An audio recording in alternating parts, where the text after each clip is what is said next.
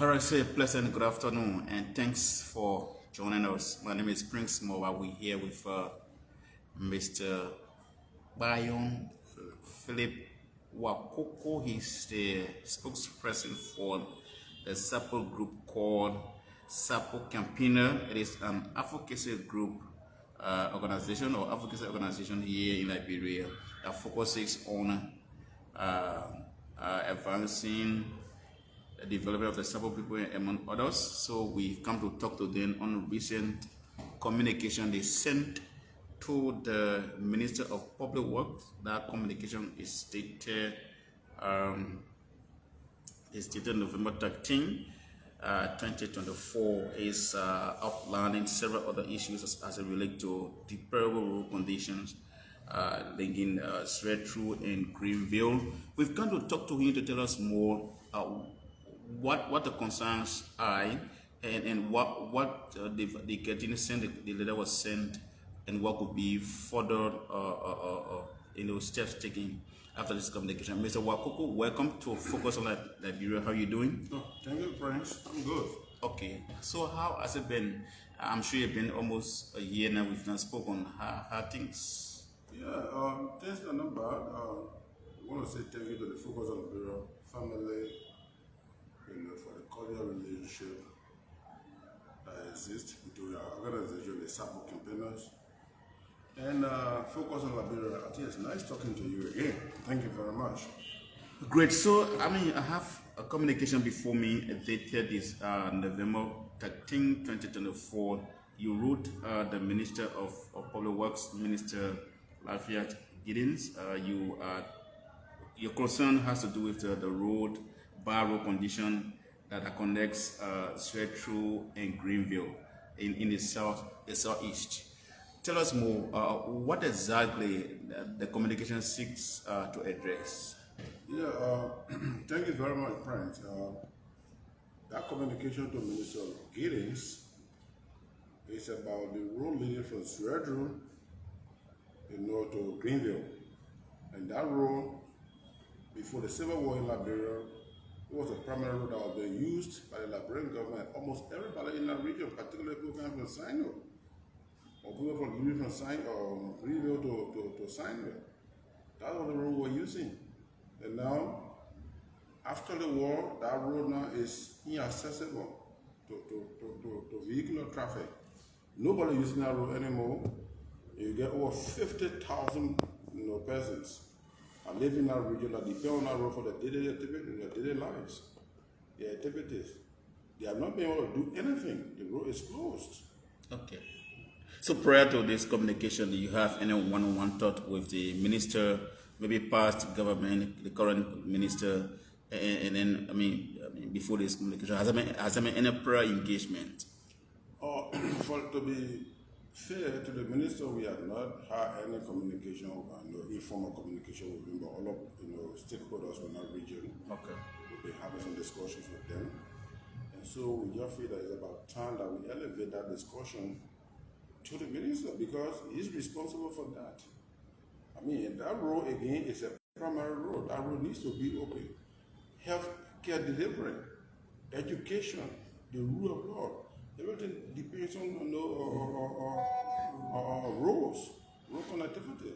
Some months ago, when the Buaga government took power, we heard this celebration, or we saw this celebration rather, and we heard people on the radio, even people from your region, praising the government for massive road development in the southeast.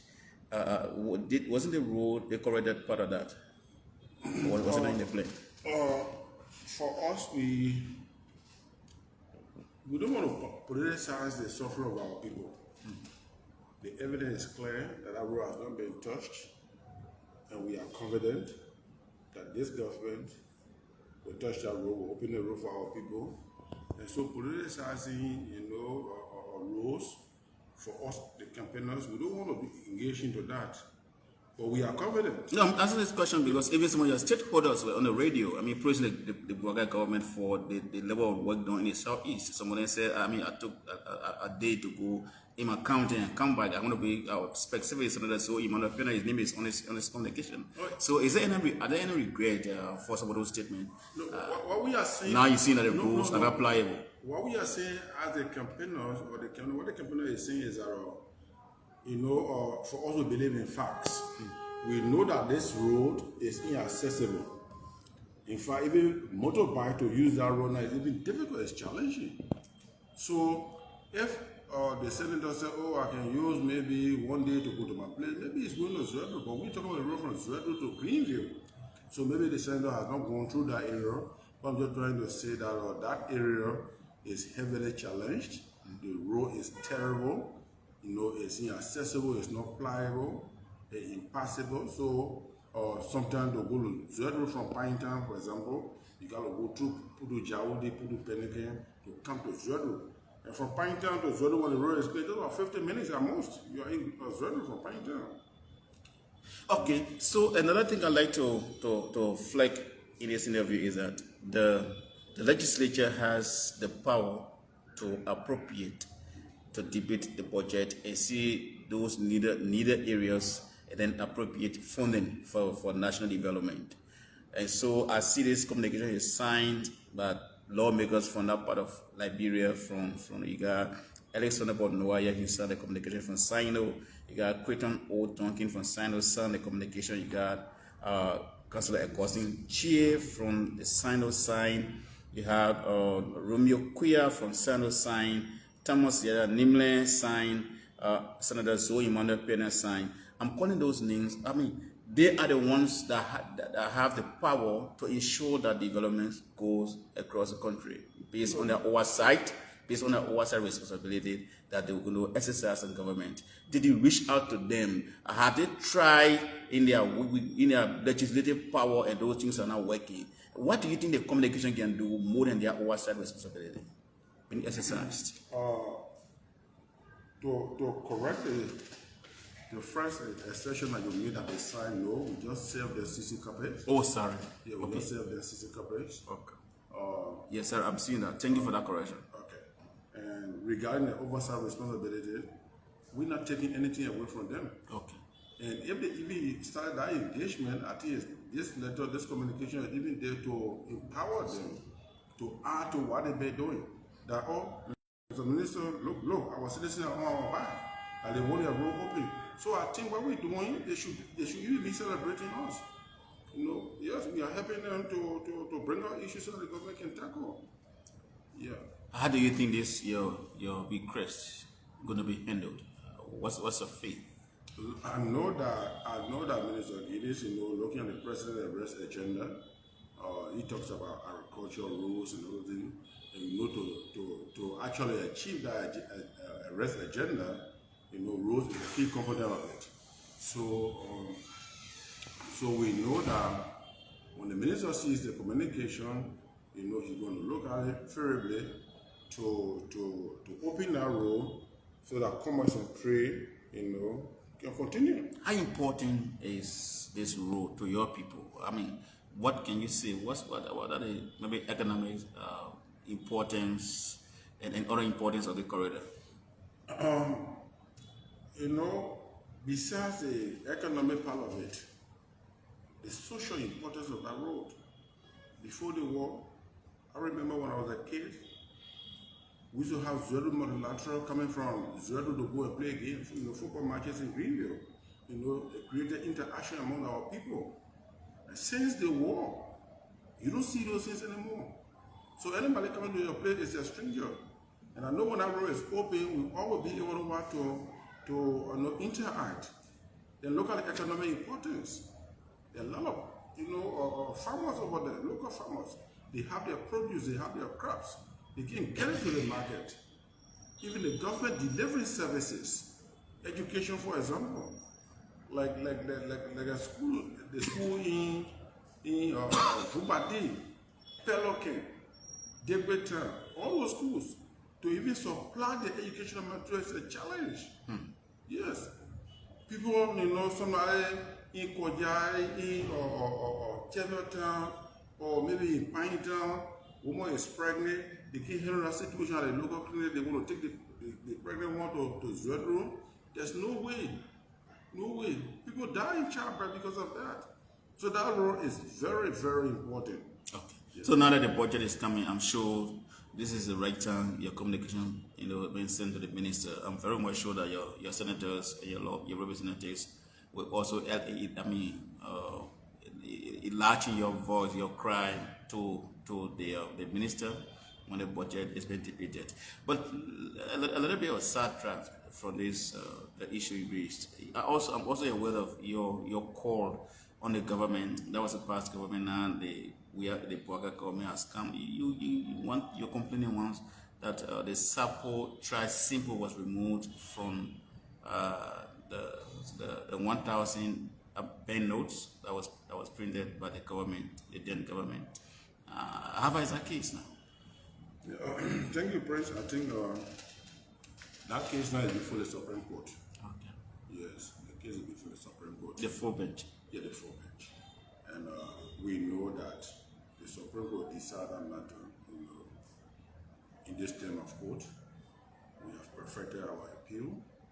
So we don't want to assignment date to go and our lawyer will argue the case for us. But we know that victory is ours because the evidence is overwhelming. The government has not produced anything, no tangible to say they have the evidence that Sapo is in the tribe in Liberia. Even though we know that government can create tribes. So we know the Honorable Supreme Court will do the right thing.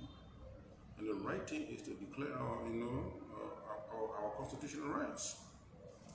Okay, so anything final you want to say? Let's take 1 or 2 words from your colleagues with you so we can close up this interview. Yes, what I want to say is that this request that has been made to the Public Minister is made for all Sapo people. As the campaigner is there to always elevate the issues of the Sapo people, to the national level. We need a voice so that our issues can be heard by our government.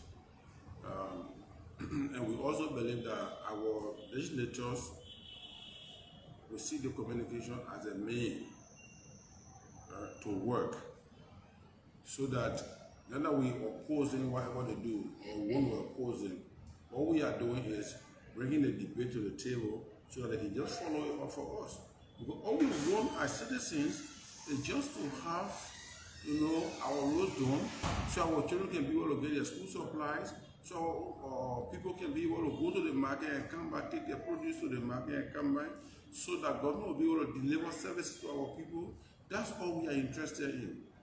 That's all that we are interested in. And I know they will be happy to see, their people, moving around freely, the rural law is being enforced, and all that kind of things. So I think we all should be happy that our request is made. We prevail on his follow-up minister by stationing the government so that we can be open, so that we can have our activities to normality.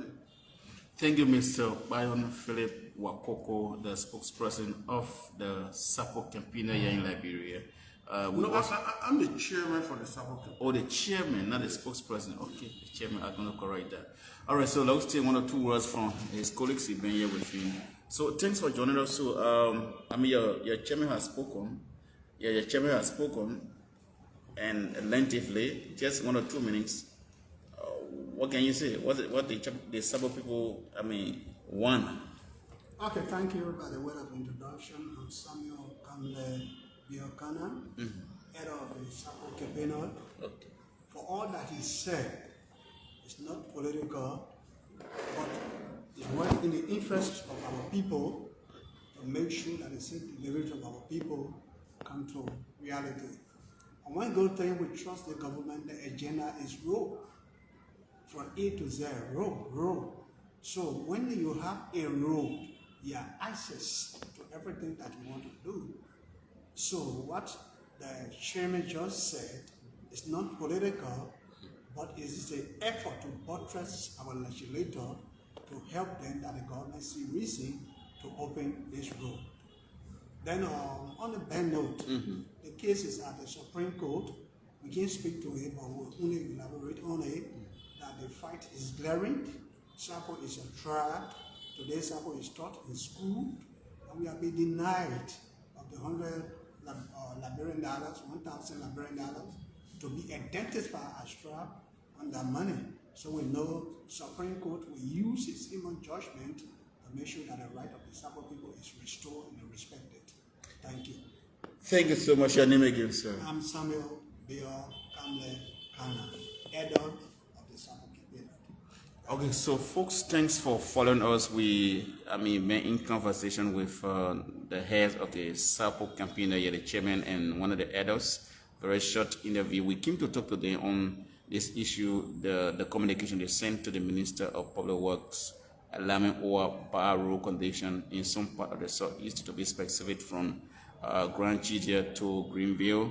That letter, we have a copy of it. We're going to be asking the minister as well, and as what's next. While the budget is on its way to the legislature, I'm very sure it's the right time to cancel a few. But thanks for following. My name is Springs. Do join us another time for another live video. Until then, bye-bye, I'm out. Thank you.